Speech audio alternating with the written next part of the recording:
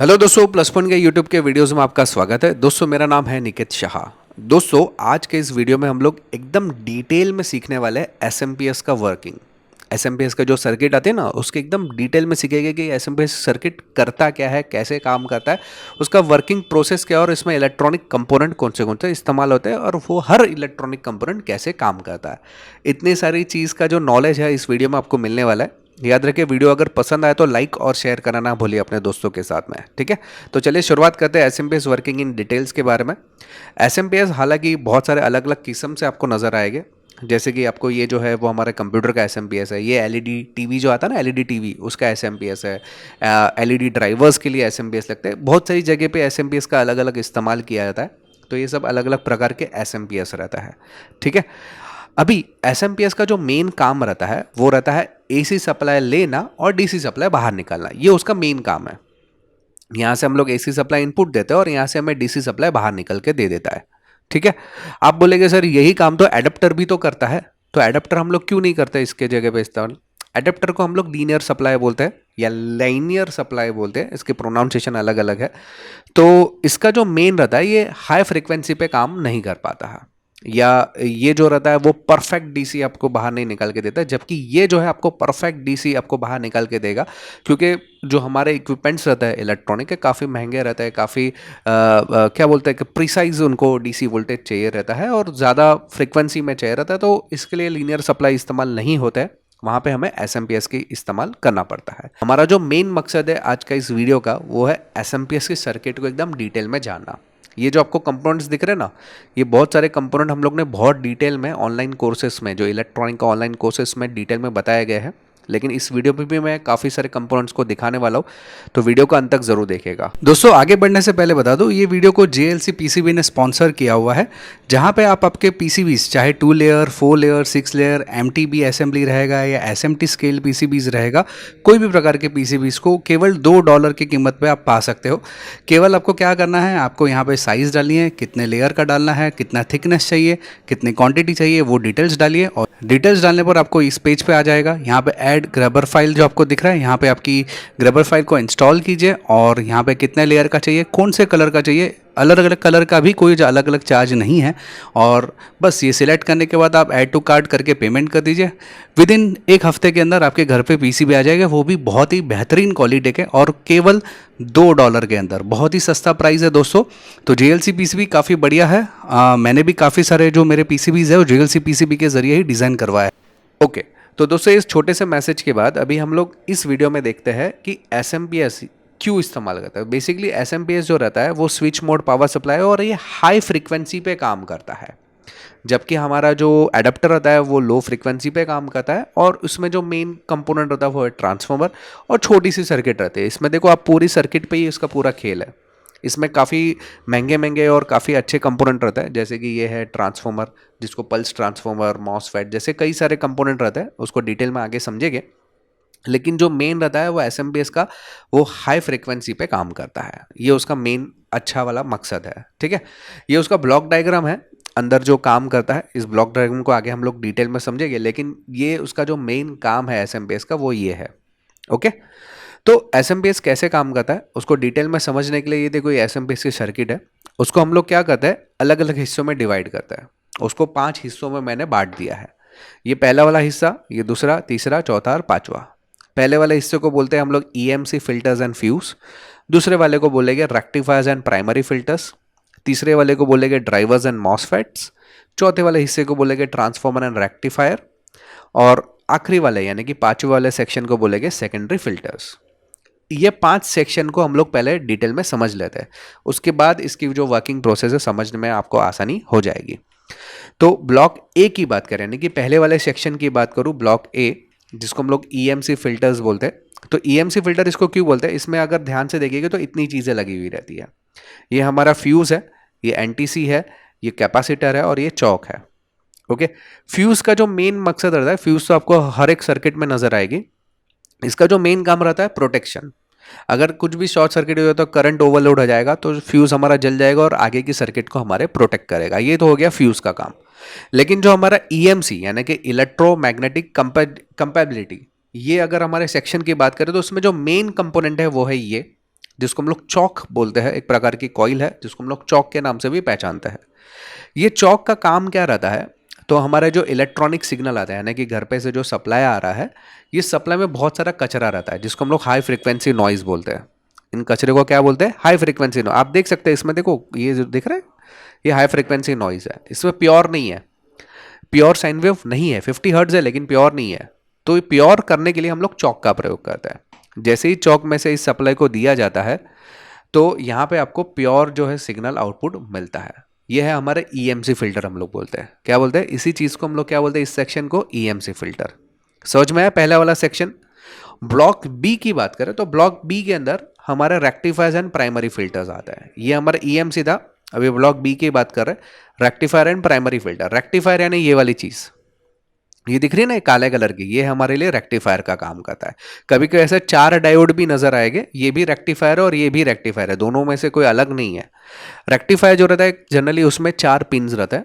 इसका जो मेन काम रहता है वो एसी सप्लाई को डीसी में कन्वर्ट करता है। ये देखिए, ये एसी सप्लाई आ रहा था पहले, अंदर जाने के बाद इसके अंदर से डीसी सिग्नल हो गया, यानी कि जो नीचे वाला हिस्सा है वो ऊपर आ गया तो डीसी सिग्नल हो गया। यही है रेक्टिफायर का काम। क्या काम है रेक्टिफायर का?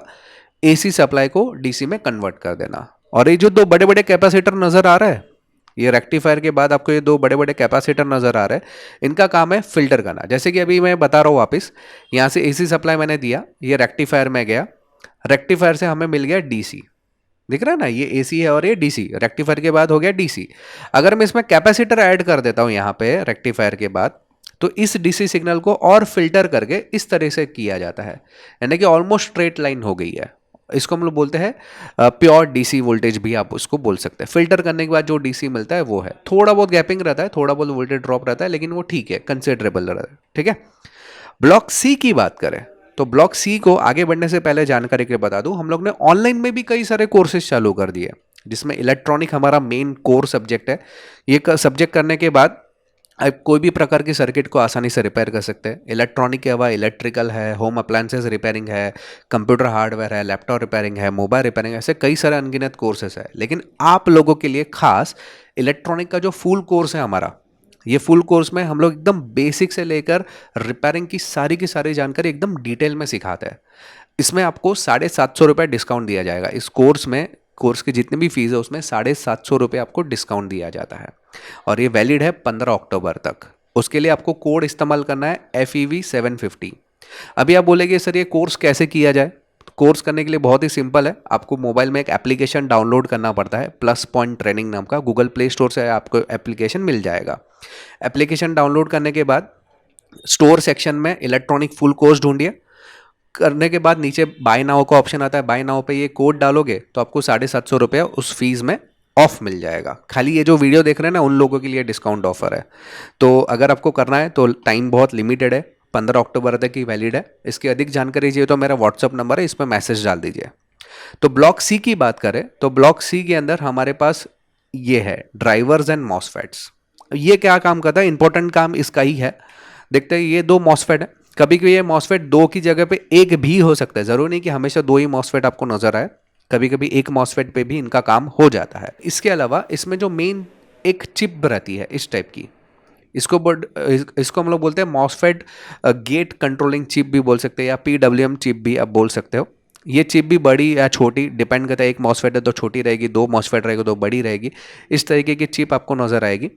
मेन जो काम है, अभी जैसे कि मैंने बताया कि रेक्टिफायर और कैपेसिटर से आपको इस तरीके का आउटपुट मिल गया, ये डीसी वोल्टेज है।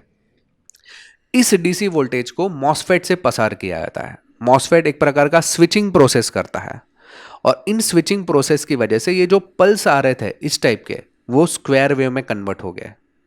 ये 50 किलो हर्ट्ज तक हो सकते हैं। 50 किलो हर्ट्ज, पहले हमारी जो घर की फ्रीक्वेंसी है वो 50 हर्ट्ज थी, यहाँ पे किलो हर्ट्ज में बात हो रही है। मैंने आपको बताया था कि हैवी फ्रीक्वेंसी पे हमारा एसएमपीएस काम करता है, करेक्ट।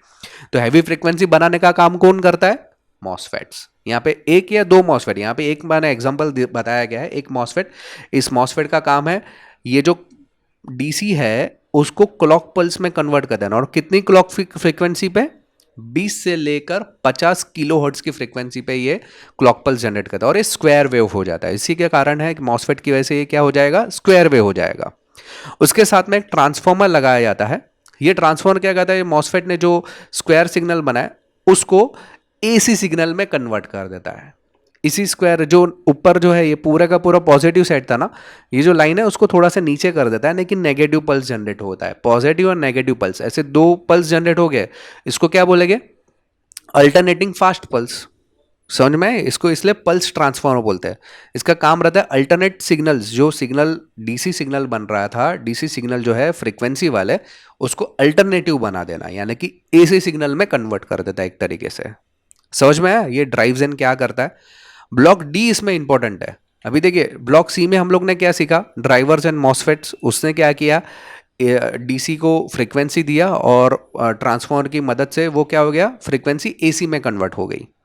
इसके बाद ट्रांसफॉर्मर और रेक्टिफायर आता है। रेक्टिफायर क्या काम करता है, जो हमारे मॉसफेट्स ने जो एसी सिग्नल बनाए थे उसको डीसी में, सॉरी डीसी सिग्नल बनाए थे और ट्रांसफॉर्मर की मदद से एसी सिग्नल जो हो गए, उन एसी सिग्नल्स को यहाँ पे, ये मॉसफेट नहीं है, आप देख सकते हैं यहाँ पे आपको ये दो दिख रहा है, ये एक प्रकार का हाफ वेव रेक्टिफायर मॉडल भी आप बोल सकते हैं।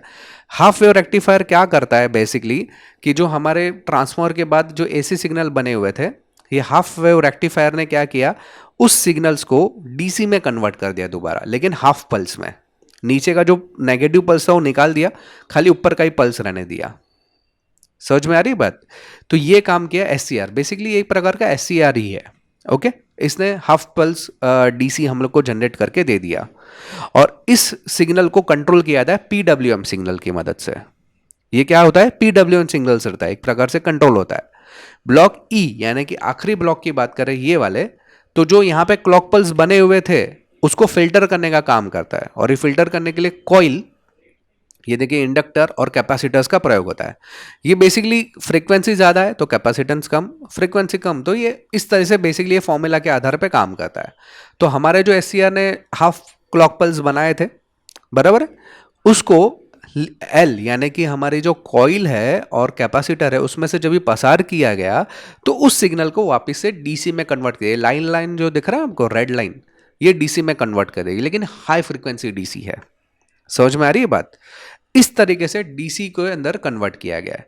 साथ ही साथ यहां से जो आउटपुट सिग्नल है उससे एक सिग्नल जो है वापस से पीडब्ल्यूएम, जिसको हम लोग फीडबैक सिग्नल बोलते हैं, इस आईसी को दिया जाए, जो कि इसका गेट का कंट्रोलर है।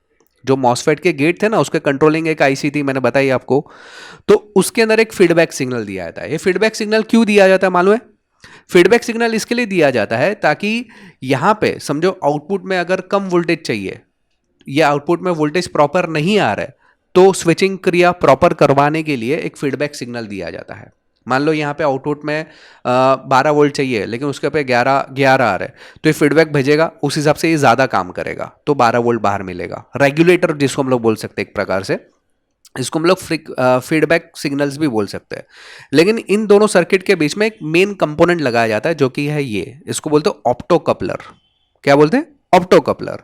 ऑप्टोकपलर का जो मेन काम रहता है वो हैवी वोल्टेज और लो वोल्टेज को अलग रखने का काम करता है। ये साइड जो है हैवी वोल्टेज की साइड है और ये साइड जो है वो लो वोल्टेज की साइड है। ट्रांसफार्मर भी उसके अंदर दोनों काम करता है, ऑप्टोकपलर का काम ट्रांसफार्मर भी कर सकता है, लेकिन ये दोनों सर्किट के बीच में। लेकिन फीडबैक जो है वो फीडबैक लो साइड है और ये आईसी कौन सी साइड है? हाई साइड है। इसके लिए एक ऑप्टोकपलर आईसी लगाया जाता है। ये ऑप्टोकपलर आईसी है, दिख रहा है? इसका मेन मकसद यही है कि हाई वोल्टेज साइड और लो वोल्टेज साइड को अलग अलग रखना। ये क्या करता है कि जब भी इनपुट आ रहा है, इनपुट समझो प्रॉपर आ रहा है लेकिन आउटपुट मुझे चाहिए 11 वोल्ट या 13 वोल्ट, समझो आउटपुट में कुछ कम या ज़्यादा हो रहा है, तो उसके अनुसार इनपुट को कंट्रोल किया जाए। ये फीडबैक भेजता है, मतलब मुझे एग्जैक्ट 15 चाहिए लेकिन 15 नहीं आ रहा था, तो ये फीडबैक भेजता है इसको, ये जो आईसी मैंने बताया ना। और आईसी क्या करता है, मॉसफेट को बोलता है भाई ये प्रॉपर नहीं आ रहा है और ज़्यादा जो जनरेट कर, फिर इसके हिसाब से क्लॉक पल्स जनरेट होते हैं, इसके हिसाब से एसी सप्लाई बनाता है ये जो पल्स ट्रांसफार्मर है, और इसके हिसाब से आउटपुट को रेगुलेट किया जाता है। हमेशा आउटपुट को कांस्टेंट रखना है। इनपुट में कुछ भी चेंजेस हुआ तो आउटपुट में चेंजेस होगा, करेक्ट, लेकिन यहां पे उसको रेगुलेट करने के लिए फीडबैक सिग्नल दिए जाते हैं पीडब्ल्यूएम आईसी को, जो गेट कंट्रोलर आईसी है ना उसको, और उसकी मदद से मॉसफेट या ट्रांसफार्मर जो रहता है वो रेगुलेट होता है और आउटपुट जो है हमेशा कांस्टेंट बना हुआ रहता है। यही काम रहता है फीडबैक का। तो आई थिंक ये समझ में आया रहेगा। ये देखिए कुछ भी चेंजेस हुआ वो अपने आप चेंज हो जाता है आउटपुट में। कभी कभी ऑप्टो कपलर की जगह आपको स्टंट रजिस्टर भी आपको नजर आएगा। हमेशा जरूरी नहीं कि ऑप्टो कपलर ही रहे, यहाँ पे स्टंट रजिस्टर भी रहता है। स्टंट रजिस्टर उसका भी इस्तेमाल किया जाता है सेम इसी प्रकार से। ओके, जहां पे ऑप्टो कपलर की जरूरत नहीं तो वहां पे स्टंट रजिस्टर यूज कर देते हैं।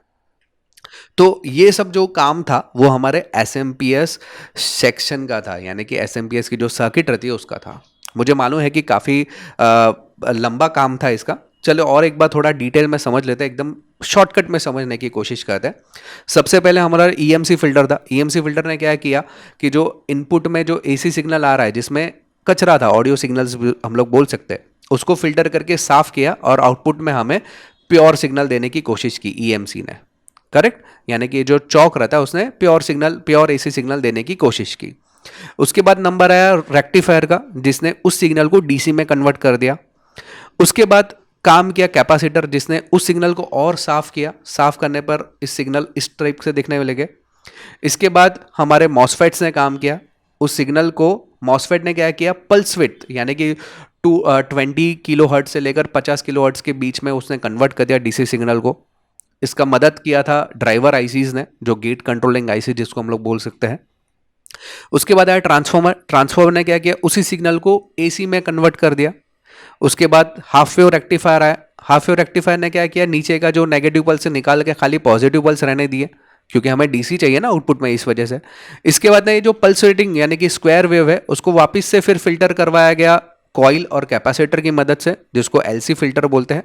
और उसकी मदद से जो आउटपुट हमें मिल रहेगा वो इस टाइप में डीसी मिलेगा। तो ये जो काम था हमारे एसएमपीएस सर्किट का काम था। आई होप कि वीडियो पसंद आया। याद रखिए कि वीडियो पसंद आया तो लाइक और शेयर करना भूलिए। और याद रखिए कि लाइक ज़रूर कीजिए वीडियो को। आप लोग लाइक नहीं करते, और जो लोग ऐसे ही वीडियो को देख कर जाते हैं वो लोग सब्सक्राइब भी नहीं, बहुत सारे लोगों ने सब्सक्राइब भी नहीं किया। अब तक तो मेरे 1 मिलियन हो जाने चाहिए थे, लेकिन अब तक हुए नहीं है। तो प्लीज़ मेरे जो चैनल है उसको सब्सक्राइब कीजिए।